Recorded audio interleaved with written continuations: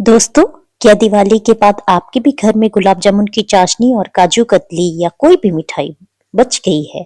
तो चलिए आज बनाते हैं इन मिठाइयों से टेस्टी मिठाई, जिसे हम बिना किसी तामझाम के 5 से 10 मिनट में बना लेंगे और ये मिठाई बहुत ही टेस्टी होगी।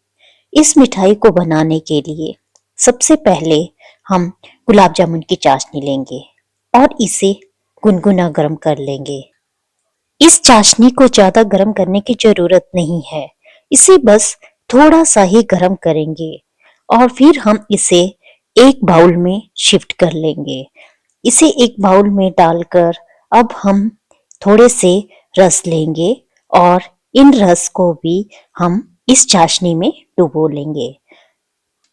ध्यान रहे रस को 2 से 3 मिनट तक ही भिगोएं, नहीं तो ये ज्यादा सॉफ्ट होकर टूटने लगेंगे।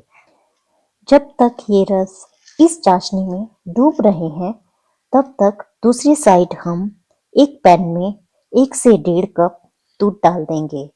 दूध डालने के बाद हम इस पैन में काजू कतली या बची हुई कोई भी मिठाई के 5-6 टुकड़े लेंगे और इन टुकड़ों को छोटा छोटा मैश कर इस दूध में डाल देंगे। अच्छे से मैश कर इसे 5 से 10 मिनट के लिए पकने के लिए रख लेंगे। जब तक रबड़ी तैयार होती है, इतनी देर में हम चाशनी में डूबे हुए रस को एक चौड़े चौकोर बर्तन में शिफ्ट कर लेते हैं। इसकी एक लेयर ही हम इस बर्तन में लगाएंगे। पहले एक लेयर बनाकर इस तरह से रस को बिछा देंगे।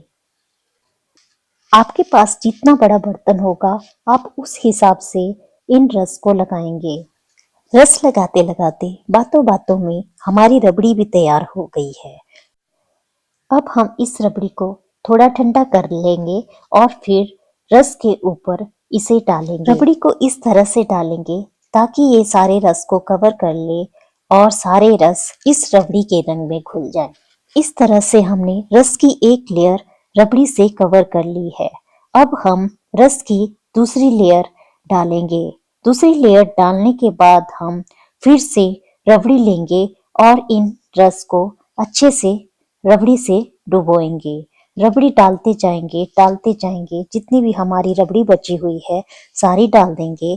अब हम इसके ऊपर कटे हुए बादाम, पिस्ता या कोई भी ड्राई फ्रूट या टूटी फ्रूटी भी डाल सकते हैं। इस तरह से हमारी मिठाई तैयार हो चुकी है।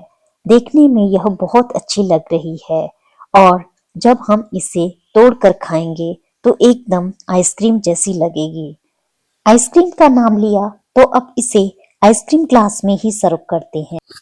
आप भी इस मिठाई को बनाएं और मुझे कमेंट कर बताएं कि आपको ये रेसिपी कैसे लगी। Thank you so much.